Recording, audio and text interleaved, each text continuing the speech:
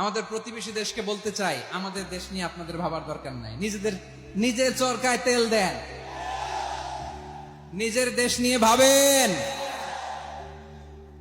গত মাসের voice of আমেরিকার রিপোর্ট, বাংলাদেশে সংখ্যালঘু জনগোষ্ঠী আগের চেয়ে বেশি নিরাপত্তা পাচ্ছে। Report voice of America, Muslim report নাকি মুসলিম জরিপ। ভয়েস অফ আমেরিকা, কথা বোঝে নাই বোধহয়। ভয়েস অফ আমেরিকা কি আমাদের রিপোর্ট না? ভয়েস অফ আমেরিকার জরিপ, বাংলাদেশের সংখ্যালঘু জনগোষ্ঠী আগের চেয়ে ভালো নিরাপত্তা পাচ্ছে।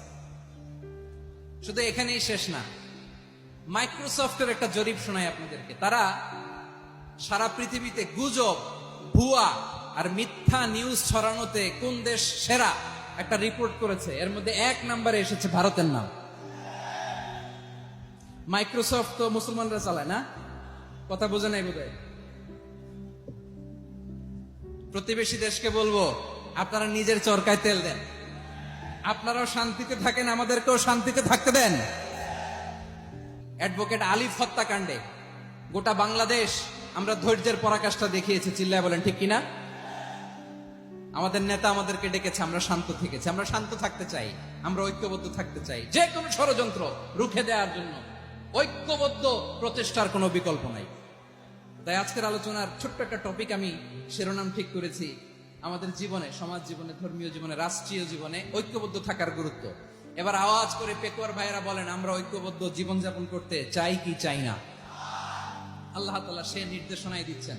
আল্লাহ তাআলা ইরশাদ করছেন, ওয়া'তাসিমু বিহাবলিল্লাহি জামিআন ওয়া লা তাফাররাকু ওয়াযকুরু নি'মাতাল্লাহি আলাইকুম إذ كنتم أعداء فألف بين قلوبكم فأصبحتم بنعمته إخوانا وكنتم على شفا حفرة من النار فأنقذكم منها كذلك يبين الله لكم آياته لعلكم তাহতাদুন। আল্লাহু আকবার পড়েন। আল্লাহ বললেন, ও গোলামেরা শোনো, ওয়া'তাসিমু বিহাবলিল্লাহি জামিআ, ও আমার গোলামেরা সবাই মিলে আল্লাহর রশিকে আঁকড়ে ধরো। আল্লাহর রশি হলো ইসলাম, আল্লাহর রশি হলো কোরআন। আল্লাহ বললেন, কোরআনকে আঁকড়ে ধরো, ইসলামকে আঁকড়ে ধরো। একা একা আঁকড়ে ধরলে চলবে না, জামিআ সবাই মিলে আঁকড়ে ধরো। এই আদেশটা আমাদের জন্য দান করেছেন কে? আল্লাহ তাআলার নির্দেশ, ওয়া'তাসিমু বিহাবলিল্লাহি জামিআ, সবাই মিলে আল্লাহর রশিকে আঁকড়ে ধরো। হাবলুল্লাহ মানে আল্লাহর রশি। হাবলুল্লাহ মানে কি? রশি।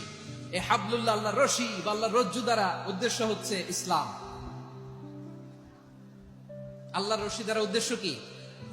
তাফসিরে অনেক ব্যাখ্যা এসেছে। এরকম পরিস্থিতিতে তাফসিরের সূক্ষ্ম সূক্ষ্ম বিষয়গুলো আমরা শোনাতে চাই, কিন্তু পরিবেশ হয়ে ওঠে না। আল্লাহর রজ্জু বা আল্লাহর রশি দ্বারা উদ্দেশ্য হচ্ছে ইসলাম। আল্লাহর রজ্জু বা আল্লাহর রশি দ্বারা উদ্দেশ্য হচ্ছে কোরআন। কারণ কোরআন আমাদেরকে ঐক্যবদ্ধ করে, ইসলাম আমাদেরকে ঐক্যবদ্ধ করে। চিল্লায় বলেন ঠিক কিনা? এজন্য আল্লাহ বললেন, তোমরা আমার রশিকে আঁকড়ে ধরো, বিচ্ছিন্ন হয় না। আমার দেয়া নেয়ামতগুলো স্মরণ করো। যখন তোমরা ছিলে শত্রু, তোমাদের মধ্যে হৃদয়ে আমি আল্লাহ ভালোবাসা ঢেলে দিলাম, ফলে তোমরা সবাই ভাই ভাই হয়ে গেলে। তোমরা সবাই ছিলে জাহান্নামের কিনারায়, জ্বলন্ত অগ্নিকাণ্ডের পাশে। আমি আল্লাহ দয়া করে ঈমানের বদৌলতে তোমাদেরকে আগুন থেকে ফেরালাম। আমি আল্লাহ দয়া করে তোমাদেরকে জান্নাতের পথ দেখিয়ে দিলাম। সুবহানাল্লাহ পড়েন। এমন পথ দেখালাম যে পথ তোমাদেরকে জান্নাতে নিয়ে যাবে, পথের দিশা তোমরা পাবে। লাআল্লাকুম তাহতাদুন। প্রিয় ভাইরা, তাহলে আমাদের যে ঐক্যবদ্ধ থাকতে হবে, এই নির্দেশটা কার? নাকি মন মতো আমি বানায় বলতেছি? আওয়াজ করে বলুন, নির্দেশটা কার? আল্লাহ। তাহলে আমাদেরকে ঐক্যবদ্ধ জীবন যাপন করতে হবে। প্রিয় ভাইরা, ইসলাম আমাদেরকে ঐক্যবদ্ধ করে। ইসলাম আমাদেরকে কি করে?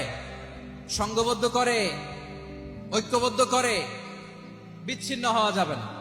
বিরোধ, বিচ্ছিন্নতা, মতানৈক্য, এগুলো আমাদেরকে ধ্বংস করে, আমাদেরকে দুর্বল করে।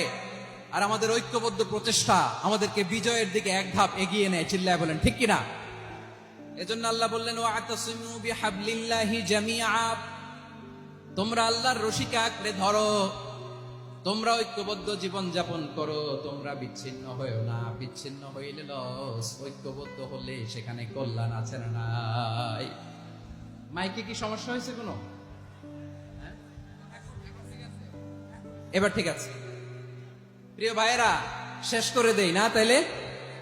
শেষ করে দিব তো। গত 2 দিন আগে এসে বসে আছেন, আর আমি আসার 20 মিনিটের মধ্যে উঠে যাচ্ছেন কেন? আর সহ্য হচ্ছে না? আর পারতেছেন না? হ্যাঁ, বসেন। যাদের খুব জরুরত তাদেরকে বেরোইতে দেন। অনেকে সকাল থেকে বসে আছে, ওয়াশরুমে যেতে হবে, সারাদিন কিছু খায় নাই, পাগলের মতো বসে আছে। আমি জানি, সব রিপোর্ট আছে আমার কাছে। মেহেরবানি করে বিশৃঙ্খলা করবেন না, আল্লাহর ওয়াস্তে, আল্লাহর ওয়াস্তে। যাদের কষ্ট হচ্ছে বের হয়ে যান। আরো কয়েক মিনিট কথা বলে আমরা শেষ করব। আল্লাহর ওয়াস্তে, আল্লাহর ওয়াস্তে বলার পরেও এরকম বিশৃঙ্খলা করা মোটেও কাম্য নয়। প্রিয় ভাইয়েরা, আল্লাহর ওয়াস্তে, এই শব্দটা কতবার ইউজ করেছি আমি, আল্লাহর ওয়াস্তে। আপনার বুক কাঁপে না? হ্যাঁ, ভয় হয় না আল্লাহর? একটু থামেন, একটু থামেন, মেহেরবানি করে, মেহেরবানি করে। এই তো, হ্যাঁ, মাশাআল্লাহ। আল্লাহর ওয়াস্তে প্রিয় ভাইয়েরা, ঐক্যবদ্ধ হতে হবে আমাদেরকে। আদেশটা কার? একটু আওয়াজ করবেন। ঐক্যবদ্ধ জীবন যাপন করতে হবে। আদেশটা কার? আমাদের আগে যে সমস্ত জাতিগোষ্ঠী ধ্বংস হয়েছে বিভেদের কারণে হয়েছে।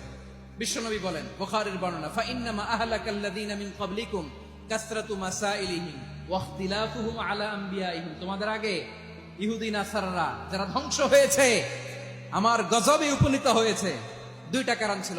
নাম্বার 1, কাসরাতু মাসাইলিহিম, বেশি প্রশ্ন করত, প্রয়োজনে অপ্রয়োজনে নবীরে প্রশ্ন করে আটকাইতে চাইতো, এরকম ডাকাত ছিল তারা। 2 নাম্বার কারণ, ওয়াখতিলাফুহুম আলা আমবিয়াইহিম, ইখতিলাফ করার কারণে, বিভেদের কারণে, পারস্পরিক বিরোধে জড়ানোর কারণে তারা ধ্বংস হয়েছে। এখন বলেন, আমরা কি আল্লাহর গজব চাই? আমরাও কি তাদের মতো ধ্বংস হতে চাই? এজন্য আল্লাহ তাআলা সূরা আল ইমরানের 105 নম্বর আয়াতে বললেন, ওয়ালা তাকুনু কাল্লাযীনা